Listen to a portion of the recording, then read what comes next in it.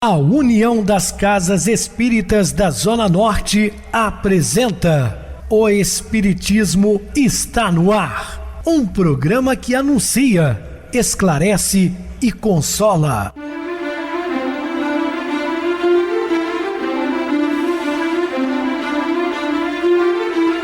Não se turve vosso coração. Credes em Deus, credes também em mim. Na casa de meu pai há muitas moradas. Se assim não fora, eu vou-los teria dito, pois vou preparar-vos lugar.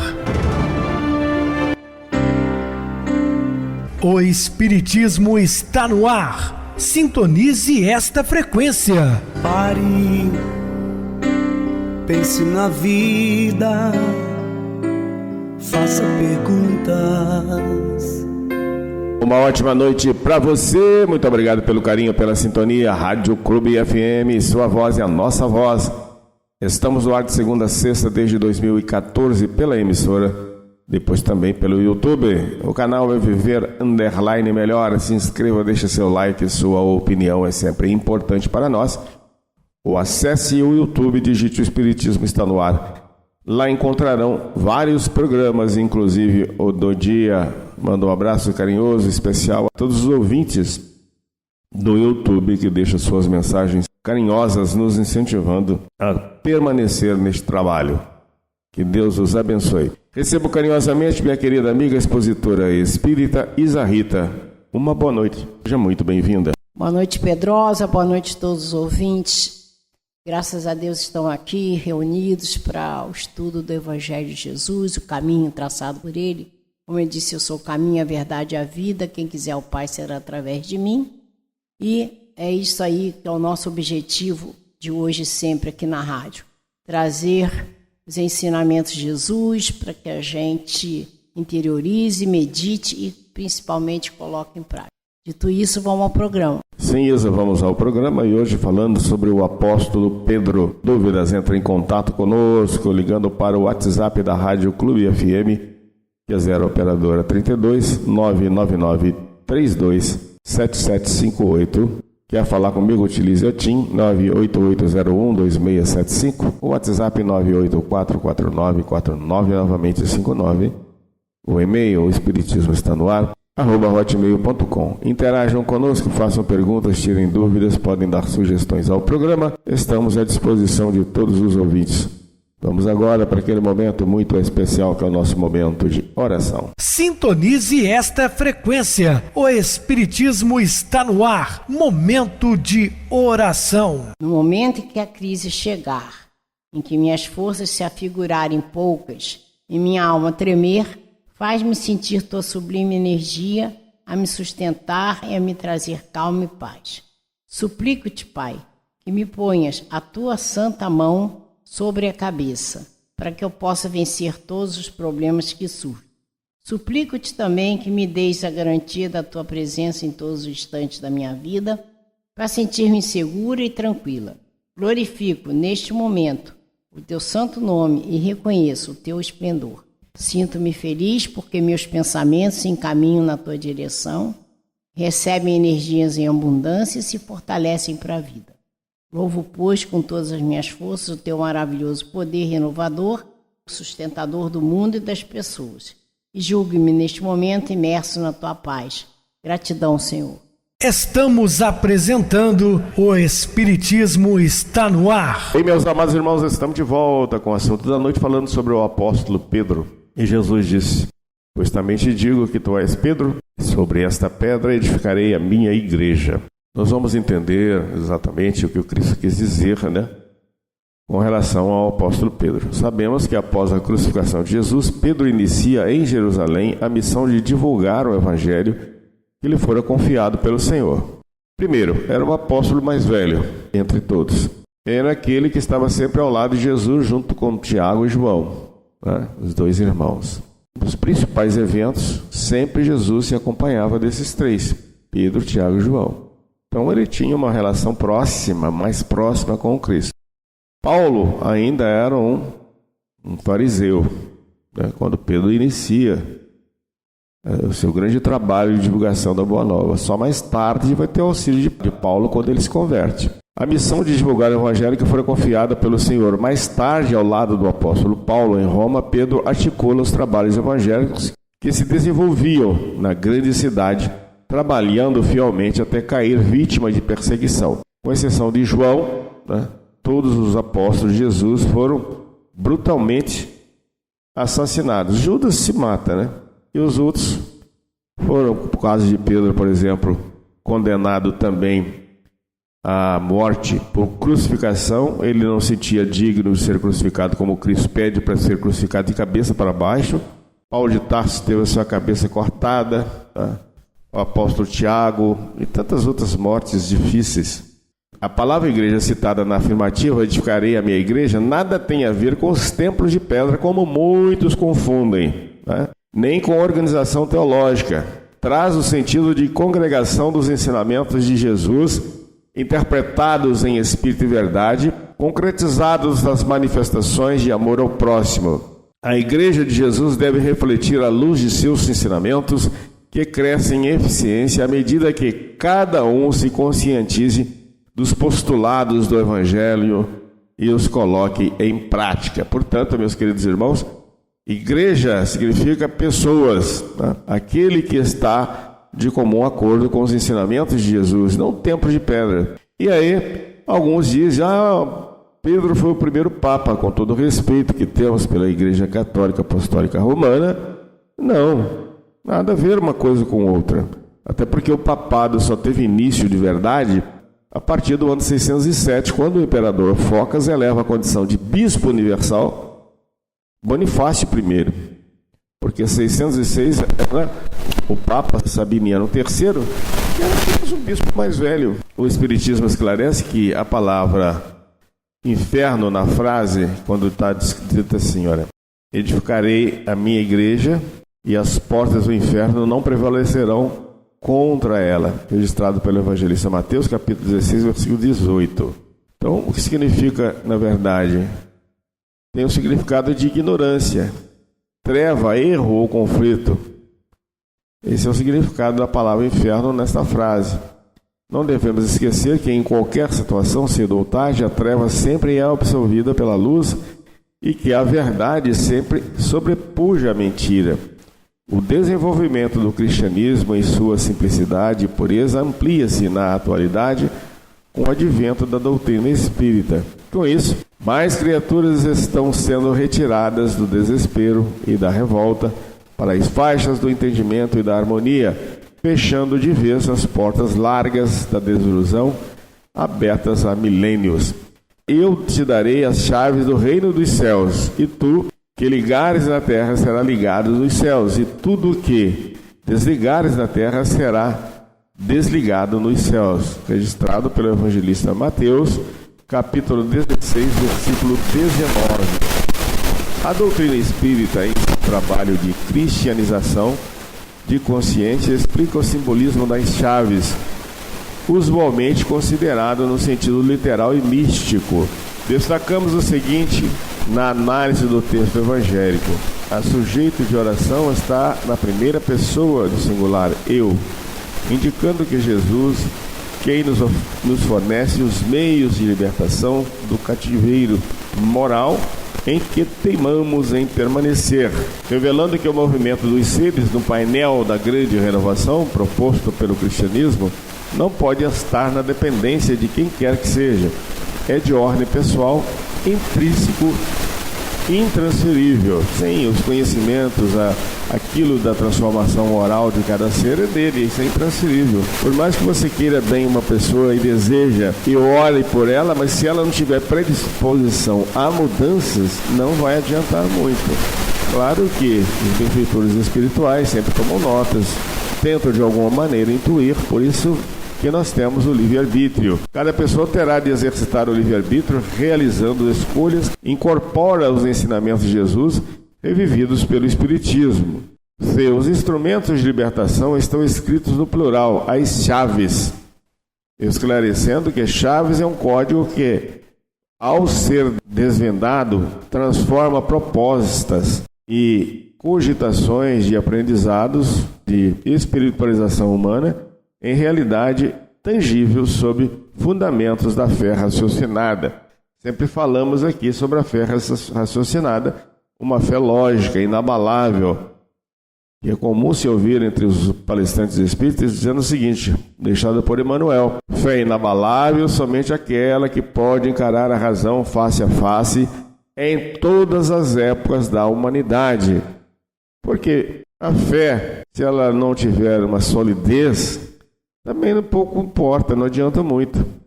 Por isso que o apóstolo Tiago diz que fé sem obras é morta. O que adianta, eu pergunto a todos os ouvintes, você tem uma fé inquebrantável, né? Mas não faz nada por ti nem por ninguém. Que valor tem isso? Você dobrar seus joelhos, orar, e daí a pouco está criticando o seu vizinho, falando mal da vizinha, está só discordando politicamente, entra naqueles debates infindáveis. Uma pessoa necessitada de uma migalha de pão, você finge que não vê. Eu pergunto, soma em alguma coisa? Obviamente que não.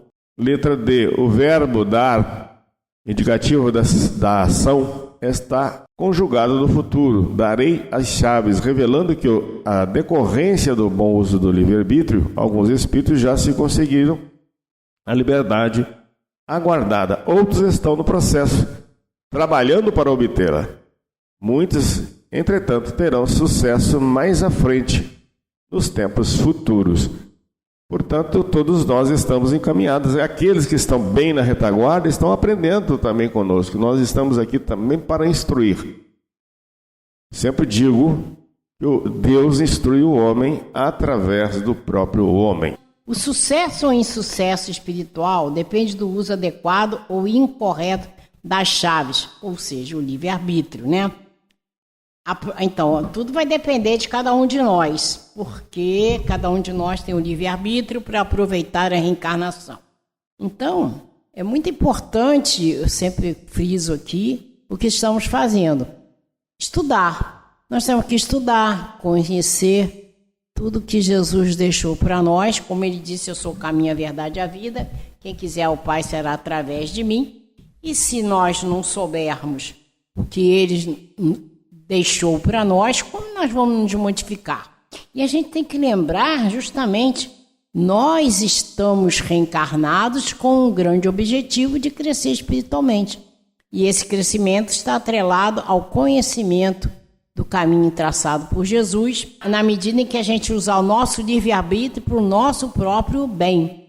Como disse Pedrosa, que adianta não fazer nada por nós ou pelos outros. Então a gente lembra que Jesus disse: amar a Deus sobre todas as coisas e ao próximo como a si mesmo. Como eu me amo? Quando eu tiver a responsabilidade de começar a fazer a minha reforma íntima, entender que eu preciso me amar e vou me amar me transformando numa pessoa melhor, aproveitando a reencarnação, como eu disse. Então eu tenho que entender que eu não posso ser egoísta, nem ser orgulhoso, eu não posso julgar as pessoas, eu tenho que saber perdoar, ter compaixão, indulgência, tolerância, paciência. Aí quando eu estiver me amando de verdade, eu vou conseguir amar o próximo. E aí eu vou fazer ao próximo aquilo que eu gostaria que fizesse comigo. Então, quando eu me amar, eu amo o próximo. Lembrando, então, que eu vou fazer a caridade comigo, de me crescer espiritualmente, mas eu não posso deixar de olhar pelo outro, ter o olhar de Jesus para as pessoas. Exercício do amor, fora da caridade na salvação. Então, quando eu me amar o próximo, estarei amando a Deus. Jesus deixou bem claro para nós. A promessa do Cristo é atemporal, é para sempre. Estará sempre disponível. Cabe exclusivamente a nós abrir as portas do entendimento e alcançar a libertação por meio dos recursos seguros do Evangelho. Eu falei, conhecer, né? O Evangelho, na sua feição de cristianismo redivivo, nos ensina como fazer escolhas corretas. Então, o entendimento espírita orienta que Jesus espera que a verdade emancipe os homens, ensina que a justiça atribui a cada um pelas próprias obras e anuncia que o Criador será adorado na terra em espírito. Jesus a porta, Kardec a chave. Olha só que interessante. Então aí, né? Jesus é a porta, porque ele traz para nós os ensinamentos. E Kardec é a chave, porque ele trouxe a doutrina dos espíritos. Não é uma doutrina kardeciana, porque Kardec não criou a doutrina. A doutrina é dos espíritos, que nos instrui, trazendo todo o ensinamento de Jesus muito bem explicado, como ele mesmo disse, mandaria o Consolador. E o Consolador é a doutrina espírita. Então está tudo aí para nós. É só nós querermos buscar os ensinamentos e colocá-lo em prática no nosso dia a dia. Nós vamos aproveitar a reencarnação. E tudo que ligares na terra será ligado nos céus. Se traduz como uma criatura responsável que alcança o estágio de consciência iluminada. O ser esclarecido não tem como alegar desconhecimento dos fatos. Então, como você vai chegar na espiritualidade, se eu desconhecia? Você tem os ensinamentos, né? Então a responsabilidade é sua, né? Se por um lado a ignorância tem sido usada para atenuar certas ações humanas, o conhecimento confere por outro o atestado inarredável de responsabilidade. Quanto mais conhecimento, mais responsabilidade. Mais nós temos que exigir de nós uma transformação para melhor, nosso crescimento espiritual. Entender que nós podemos chegar a uma perfeição relativa, porque perfeito é só Deus. Jesus deixou bem claro, perfeito só o Pai. Nem ele se disse perfeito, né? Sendo assim, os gravames e os atenuantes se refletem no futuro por força da lei de causa e efeito, uma vez que a lei está escrita na consciência. E lembrando que a gente já teve tantas reencarnações, alguns dizem que mais de 300 reencarnações, então está tudo gravado em nós. Nós temos que reavivar esses conhecimentos e praticá-los. E tudo que desligares na terra será desligado nos céus. Tem outro significado que de ligar e desligar se expressam como o mal esvazia, prende, limita, reduz e degrada o ser humano. Já o bem liberta, expande, dinamiza, eleva o ser. Então a experiência de cada pessoa se efetiva na esteira de vinculações e desvinculações, com ressonâncias de paz ou de sofrimento, segundo a qualificação de que se reveste. São já nossos aprendizados, né? Nós temos então, como nós vamos enfrentar as dificuldades? O fé inabalável, tendo a certeza de que Deus dá a oportunidade do refazimento, a gente ultrapassar o obstáculo com os conhecimentos e crescer espiritualmente, ou ficar sofrendo e nada fazer para esse crescimento espiritual acontecer. Se a justiça se impõe à revelia do ser, o amor lhe concede a faculdade de ligar e desligar, por meio de pensamentos, palavras e ações. Por isso Jesus deixou bem claro para nós, vigiai e orai. Nós temos que vigiar nossos pensamentos, nossas palavras e nossas ações, para que a gente possa realmente ir crescendo nesse refazimento que nós temos e também, ao mesmo tempo, quando a gente se vigia nas palavras, pensamentos e ações, a gente não abre portas para os inimigos espirituais vir nos dar incentivo para o mal. E a oração, estarmos ligados a Deus, que nos manda sempre os amigos espirituais para nos intuir, para nos ajudar a caminhar melhor, né? Somente quem se liga de maneira segura aos ideais que elege, às propostas elevadas que se delineam para a sua vida, poderá obter forças para desligar-se e desvincular-se das dificuldades ou dos equívocos de que se jungiu no passado. Então é isso aí. Tendo conhecimento, nós temos toda a possibilidade, né, de vencermos os obstáculos, os desequilíbrios e resgatando os erros de vidas passadas. Então nós vamos melhorando a cada dia. Então mandou os seus discípulos que a ninguém dissesse que ele era o Cristo. Mateus 16, versículo 20. Ao instruir que se guardasse sigilo quanto ao fato dele ser o Cristo, o mestre evidenciou mais uma vez que só o amadurecimento e a iniciação espirituais poderiam favorecer o entendimento de que era o Messias aguardado.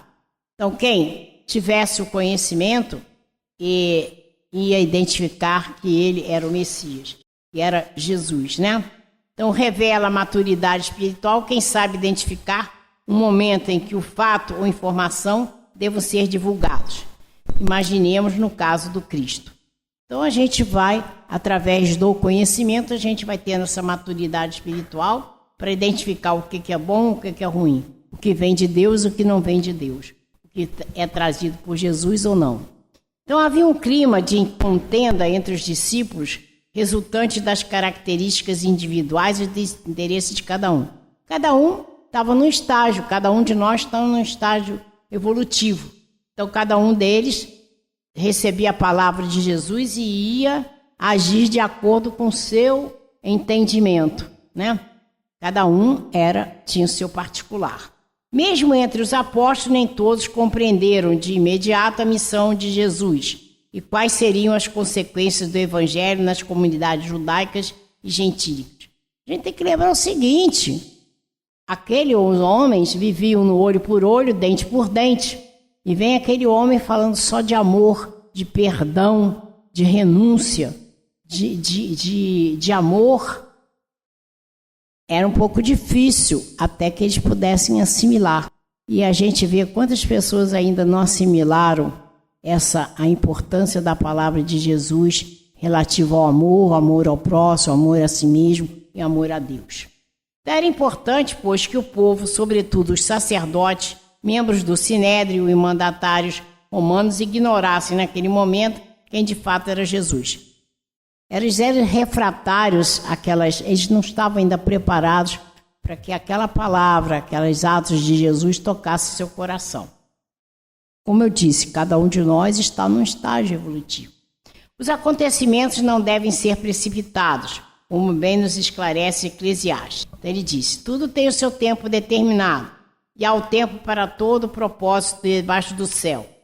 Isso é importantíssimo a gente meditar sobre isso. Há tempo de nascer e tempo de morrer. Tempo de plantar e tempo de arrancar o que se plantou. Tempo de matar, o tempo de curar. Tempo de derribar e tempo de edificar. Tempo de chorar e tempo de rir. Tempo de prantear e tempo de saltar. Tempo de espalhar pedras e tempo de ajuntar as pedras. Tempo de abraçar e tempo de afastar-se de abraçar. Tempo de buscar e tempo de perder. Tempo de guardar e tempo de deitar fora. Tempo de rasgar e tempo de coser.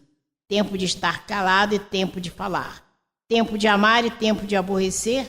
Tempo de guerra e tempo de paz. Ou seja, cada um de nós está vivendo o seu momento de crescimento espiritual. Então tem tempo para tudo. A gente não precisa ficar desesperado porque ainda está no planeta de provas e expiações. Nós temos que entender que tudo caminha para um crescimento espiritual. Nós pertencemos a um planeta inferior, estamos num planeta de provas e expiações, mas o caminho da regeneração já começou. Então cabe a cada um de nós ter esse entendimento, estudar, colocar em prática os ensinamentos de Jesus, para que nós e o próprio planeta consiga progredir.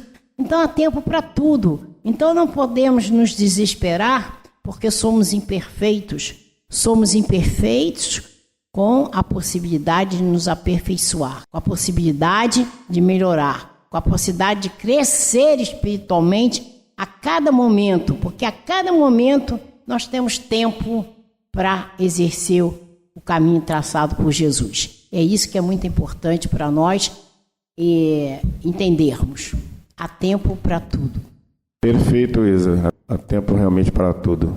Vamos agora para o intervalo musical, a seguir a nossa oração final. A Casa sobre a Rocha. O chamado Sermão do Monte de Jesus é a maior declaração de amor que a humanidade recebeu ao longo das eras. O conteúdo, a forma, a estrutura da Carta Magna do Bem são perfeitos, irretocáveis. O homem-paz, Mahatma Gandhi, foi capaz de dizer que se perdessem todos os textos sacros da humanidade e só se salvasse o Sermão da Montanha, nada estaria perdido. Sábia observação, pois realmente está ali o mais seguro guia de conduta de que se tem notícia. Não só pelas 9 bem-aventuranças que cantam esperança, mostrando um futuro feliz para os corações sedentos de orientação e consolo, mas também pela postura perante a lei antiga, mostrando que teve seu tempo, sua validade. No entanto, precisava de reforma, de melhoria. Precisava dar o próximo passo. São muitas orientações, algumas brandas, outras enérgicas. É no Sermão do Monte que Jesus fala que não se pode esconder uma cidade situada sobre o monte, conclamando-nos a fazer brilhar a luz interior que todos temos. É ali que fala do amor aos inimigos, jamais pensado, jamais considerado antes por alguém. Uma proposta revolucionária e de beleza inigualável pelas nuances intrínsecas. Foi do alto daquele monte que nos ensinou a orar. Primeiro, recomendando que a oração fosse realizada em nosso quarto interno. Depois, orientando-nos a evitar o palavreado excessivo, tornando o ato de falar com Deus uma conversa amiga, desprovida de ritos ou pomposidades. Por fim, recita o Pai Nosso. Como esquecer aquela oração, aquele roteiro, aquele poema de luz? Quantas almas, ao longo das eras, já se libertaram de seus sofrimentos atrozes, nas asas de um Pai Nosso, feito de coração? Quantas almas? Em seguida, fala dos tesouros do céu, mostrando que são os únicos que levamos daqui, os únicos verdadeiramente reais para a nossa vida espiritual. Olhai as aves do céu. Não semeiam nem ceifam, e vosso Pai Celestial as alimenta. Que consolo aos de vida material sofrida, aos que padecem a falta do necessário, saber que alguém os cuida com carinho. Do alto da montanha ainda diz Jesus: pedi e vos será dado, buscai e encontrareis, batei e será aberto para vós. Fez-nos deuses das possibilidades, das realizações, através de uma vontade pulsante no íntimo. Termina o grande poema de forma majestosa e didática. Todo aquele que ouve estas minhas palavras e as pratica, será comparado ao homem prudente, que edificou sua casa sobre a rocha. Caiu a chuva, vieram as torrentes, sopraram os ventos, precipitaram-se contra aquela casa, mas não desabou.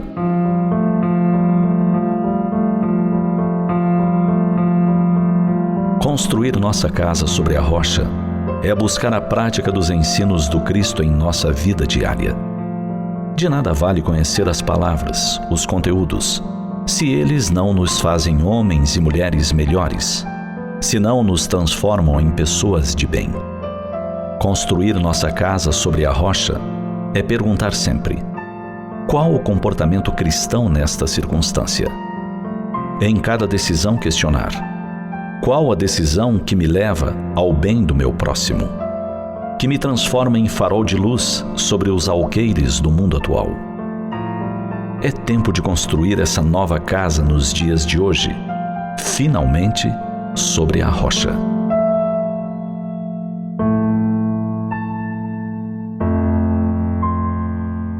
Sintonize esta frequência. O Espiritismo está no ar. Momento de oração. Queridos e amados irmãos em Cristo, cada dia que amanhece assemelha-se a uma página em branco na qual gravamos os nossos pensamentos, ações e atitudes.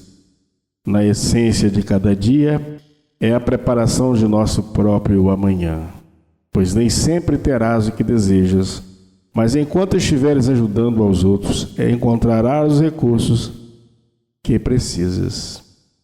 Meus queridos irmãos, isso é muito importante. Mãos estendidas no bem, a serviço do próximo. Não vamos conseguir tudo que desejamos, mas nunca faltará auxílio para nós outros. Pensemos nisso. Que Jesus nos abençoe. Muita paz a todos. Minha querida irmã Isarrita, suas despedidas. Boa noite, Pedrosa. Boa noite a todos os ouvintes. E eu vou fazer mais uma vez um apelo. Quem puder trazer retalhos, né, para poder... Eu levo para as pessoas que confeccionam roupinhas de bebê, né? E depois levo, quando a confecção está pronta, para quem monta os enxovais. Porque nós precisamos lembrar das pessoas que estão aí, né, precisando da nossa ajuda. Que a gente faça qualquer coisa, né, em relação ao próximo, porque a demanda é o amor em ação. Então, quero desejar a todos um feliz final de noite, pedindo a Deus que abençoe todos nós, hoje e sempre. Boa noite para vocês, muito obrigado pelo apoio aqui no programa. Boa noite também a todos os amados irmãos ouvintes do YouTube, internautas do Brasil, do exterior, nossos irmãos da Zona Norte e de Juiz de Fora que nos acompanham com a rádio local 87,9 Rádio Clube FM. Continue ligados ouvindo a nossa próxima atração, o programa Batidão com o DJ Tico, a seguir na voz de Ailton Moreno, o Encontro Central. Boa noite a todos e até amanhã, se Deus quiser.